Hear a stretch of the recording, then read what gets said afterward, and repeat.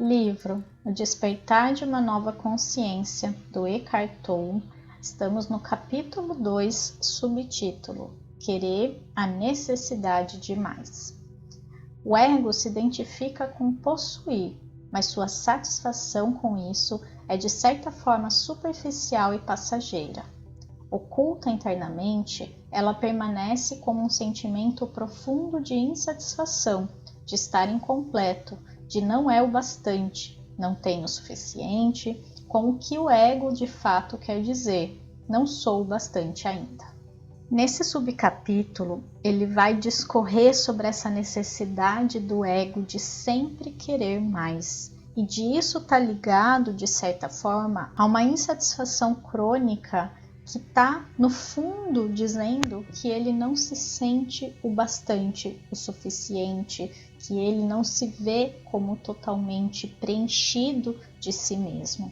E aí ele vai criar essas projeções externas de buscar esse preenchimento fora.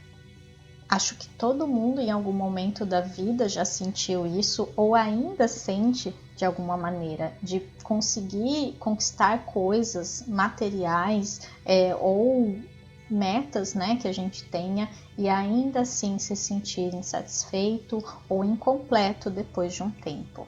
Às vezes é até instantâneo, não demora nenhum tempo para a gente saborear aquilo. Já é no momento em que eu alcanço, eu já não sinto nem aquele preenchimento instantâneo. Às vezes demora um tempo, mas aquela sensação ela volta. Então a gente sabe muito bem do que ele está falando aqui.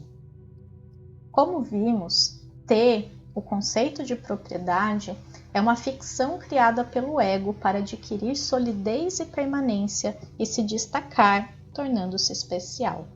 Mesmo que não sejamos capazes de nos encontrar por meio disso, existe outro impulso mais forte subjacente a esse que pertence à estrutura do ego, a necessidade de mais, o que podemos também chamar de desejo. O ego não dura muito tempo sem isso, portanto, querer o mantém vivo muito mais do que ter. Para ele, o apelo de querer é mais forte do que o de ter.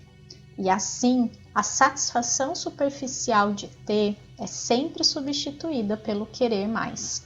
Essa é a necessidade psicológica de mais, isto é, de mais coisas com as quais se identificar. É como um vício, não é verdadeira. Então, olha a ilusão que é a questão do desejo na nossa vida e como esse desejo é um mecanismo do ego de continuar existindo, porque ele precisa estar sempre se identificando com algo.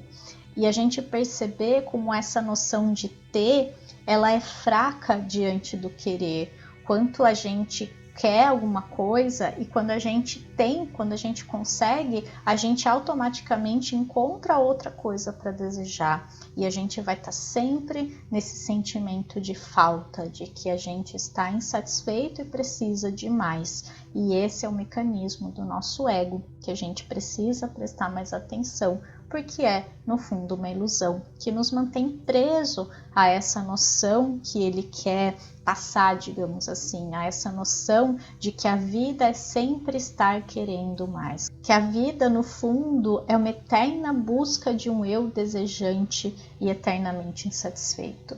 Mas isso não é verdade, porque se a gente parar para pensar, se a gente fechar os olhos, respirar fundo, a gente olhar ao nosso redor e sair um pouquinho dessa mente do que ela nos diz, a gente vai perceber que a gente já tem tudo que a gente precisa para ser feliz, no aqui e no agora. Não importa se existe algum desejo, algum objeto, algo externo que a gente acha que precisa, que a gente acha que sente falta. No fundo, a gente tem todas as condições perfeitas para a gente se autorrealizar no momento presente, para a gente se sentir conectado, pleno, feliz, enfim, com toda a abundância à nossa disposição, abundância de tempo, porque ele é uma ilusão, abundância de recursos, porque tudo que a gente precisa para se realizar está dentro da gente e a gente não percebe, porque a gente está identificado com esse conceito externo na nossa mente. Em alguns casos, essa necessidade psicológica ou a sensação de que ainda não há o bastante, que é tão característica do ego, é transferida para o nível material e então converte-se na avidez insaciável. Em geral, as pessoas que sofrem de bulimia obrigam-se a vomitar para continuar comendo. É sua mente que está faminta, não o seu corpo. Os que sofrem deste distúrbio alimentar poderiam se curar se, em vez de se identificar com a mente, conseguissem entrar em contato com o próprio corpo e assim sentissem suas verdadeiras carências físicas, em lugar da pseudo-necessidade da mente egóica. Aqui ele dá um exemplo bem forte, né, da pessoa que tem bulimia e essa necessidade de comer o tempo todo. Como aquilo não cabe no estômago da pessoa, ela precisa esvaziar esse estômago para continuar comendo sem parar. Quantas vezes a gente come mais do que a gente poderia ingerir, digamos assim? A gente sai da mesa estufado com aquela sensação de que comeu com os olhos, né? Tem até aquela expressão, né, de o olho ser maior que a boca, porque a gente come com a mente. A nossa mente quer comer aquela quantia, mas o nosso corpo não aguenta. Fisicamente falando, não há espaço para aquela quantidade de comida. E se a gente prestasse um pouquinho mais de atenção no nosso corpo e não na nossa mente, nessa fome mental que a gente tem, a gente conseguiria se alimentar bem, a gente, de certa forma, atenderia a todas as necessidades do nosso corpo, sem precisar se machucar por isso, porque quando a gente faz mal para o nosso corpo, quando a gente força os limites do nosso corpo, a gente está de certa forma assim se machucando, se fazendo mal, mais mal do que bem para a nossa saúde, de uma maneira bem prática e física aqui. Alguns egos sabem o que querem e perseguem seu objetivo com uma determinação inflexível e implacável. Gengis Khan, Stalin, Hitler, para dar apenas alguns exemplos inquestionáveis. A energia por trás de sua vontade, porém, cria uma energia oposta de igual intensidade, que por fim leva à queda desses indivíduos. Nesse interim, eles se tornam infelizes e fazem o mesmo com muitas pessoas, ou, como mostram episódios clássicos, criam um inferno sobre a Terra. A maioria dos egos tem vontades conflitantes. Eles querem coisas diferentes em momentos distintos, ou talvez nem saibam o que desejam. Só sabem o que não querem, o momento presente. Desconforto, desassossego, tédio, ansiedade, insatisfação, tudo isso é resultado da vontade insatisfeita. Como querer é algo estrutural, nenhum acúmulo de conteúdo consegue oferecer uma satisfação duradoura, enquanto essa estrutura mental está em ação. O desejo intenso, que não tem um objeto específico, costuma ser encontrado no ego ainda em desenvolvimento nos adolescentes. É por isso que alguns desses jovens vivem num estado permanente de negativismo e insatisfação. Aqui ele mostra, né, o poder de um ego muito direcionado para um objetivo. Aquele ego obstinado, digamos assim, inflexível, que vai atrás do que deseja. Claro, ele deu exemplos muito racionais aqui.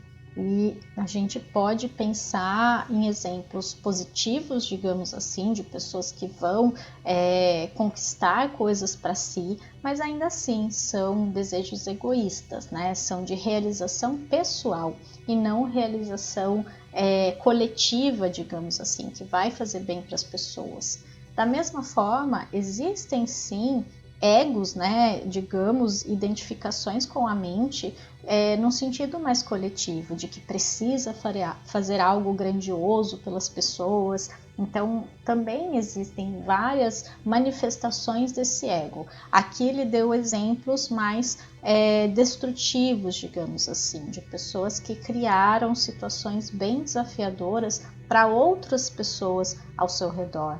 E por fim, ele fala também do que é esse ego que quer evitar o momento presente. O que ele sente? Desconforto, ansiedade, insatisfação crônica, né? Parece que nada tá bom no momento presente. E esse é um grande alerta, um grande sinal, se a gente tem se sentido dessa forma, que a gente tá no nosso ego, que a gente tá alimentando esse ego insatisfeito, esse ego que quer sempre algo que não está no momento presente, que não é o aqui e agora, e que ele sempre vai desejar o futuro, ele sempre vai desejar algo que não está acontecendo nesse exato momento. E a gente precisa identificar esse ego desejante, porque caso contrário, a gente vai cair nessa armadilha várias e várias vezes. A gente não vai ter uma boa relação com o que está acontecendo no momento presente. E só assim a gente consegue se libertar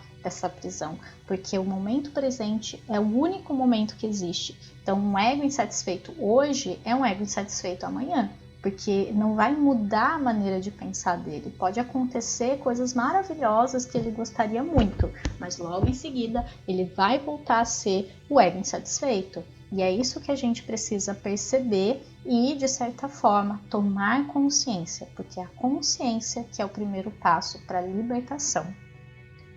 Todos os seres humanos do planeta poderiam ser facilmente atendidos em suas carências materiais em relação a alimento, água, abrigo, roupas e confortos básicos, não fosse pelo desequilíbrio de recursos criado pela necessidade insana e voraz de querer sempre mais, a ganância do ego. Isso encontra expressão coletiva nas estruturas econômicas, como as grandes corporações, que são entidades egóicas que competem entre si por mais. Seu único e cego objetivo é o lucro. Elas perseguem essa meta do modo mais implacável possível. A natureza, os animais, as pessoas, até mesmo os funcionários, não são mais do que algarismos no seu balanço comercial, objetos inanimados a serem usados e depois descartados. É interessante pensar no que ele diz aqui, porque toda a riqueza do mundo ela está concentrada em poucas mãos, e se a gente fizesse essa conta e distribuísse esse dinheiro para todos, principalmente para as questões mais básicas, né, de sobrevivência de todos os seres humanos, a gente não teria fome, miséria e pobreza na Terra. Claro que existem estudos também que dizem que depois de não sei quanto tempo, essas riquezas elas se acumulariam da mesma forma novamente. Por quê? Porque quem quer mais vai continuar encontrando uma forma de conseguir. E quem está acostumado, o ego que também vive na miséria, e identificado com a mente da miséria, ele vai dar um jeito de alguma forma de voltar para essa miséria, porque existe uma identificação com aquilo. Então tudo isso tem a ver com essa estrutura do ego, e não importa com o que ele se identifique. Tem o que se identifica com a busca desenfreada pelo dinheiro, por mais e mais, e tem o ego que se identifica também com a pobreza, com a fome e que de certa forma mantém-se ali. Ele vai de alguma forma buscar a manutenção desse status porque existe uma identificação muito forte com ele. As formas de pensamento, mim, meu, mais do que, eu quero, eu preciso, eu devo ter e não o bastante, pertencem não ao conteúdo, mas à estrutura do ego. O conteúdo pode ser trocado. Enquanto não reconhecemos essas formas de pensamento em nós mesmos, isto é, enquanto elas permanecem inconscientes, acreditamos no que elas dizem. Assim, ficamos condenados a agir de acordo com esses pensamentos inconscientes, a buscar e não encontrar, pois quando eles entram em ação, Nenhum bem, nenhum lugar, nenhuma pessoa, nenhuma condição jamais nos satisfaz. Não há conteúdo capaz de atender nossa vontade enquanto a estrutura egóica permanece atuante. Não importa o que tenhamos, nem o que venhamos a conquistar, não seremos felizes. Sempre estaremos procurando alguma coisa além, que nos prometa mais plenitude, que nos diga que vai completar a percepção do eu insatisfeito e saciar aquele sentimento de carência que trazemos dentro de nós. Me vem muito forte aqui com esse último parágrafo a questão da propaganda e do marketing tão forte que a gente vê atualmente no mundo. Ele vai nessa ferida da carência do ego. É através dele, dessa falta, dessa insatisfação, que a gente consegue vender as coisas para as pessoas, que a gente consegue ir lá naquela falta e falar: eu tenho a solução para você, eu tenho algo que vai fazer você se sentir bem, preenchido, realizado, próspero, seja qual for a dor daquela pessoa, qual for a insatisfação daquele ego. E aí a gente vai, de certa forma, alimentando essa falta, alimentando essa insatisfação, porque daí a pessoa ela passa a buscar produtos, cursos, seja lá o que for, para tentar preencher esse lugar. Só que como a gente percebe aqui, ele não vai ser preenchido, porque é uma estrutura do ego, é uma forma de viver dele. É uma identificação com essa falta, porque é a falta que faz ele sempre buscar mais e mais. E assim, ele foge do momento presente, porque ele sabe que no momento presente a consciência tem mais força que ele. E existe um medo de se juntar a essa consciência. O ego, ele tem medo de se dissolver na consciência, ele tem medo de deixar de existir. Só que isso não é verdade. Na verdade, quando a gente passa por esse processo de individuação que Jung dizia, e a gente se conecta com o self, né? A gente vai em direção à consciência maior, a gente mantém a nossa identidade, mas a gente adquire uma nova compreensão da realidade.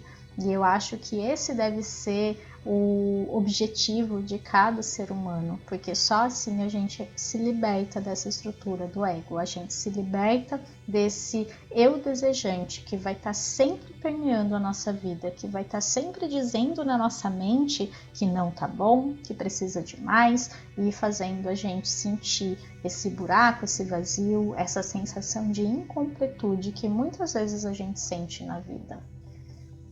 Então assim eu me despeço desse capítulo e a gente se vê no próximo.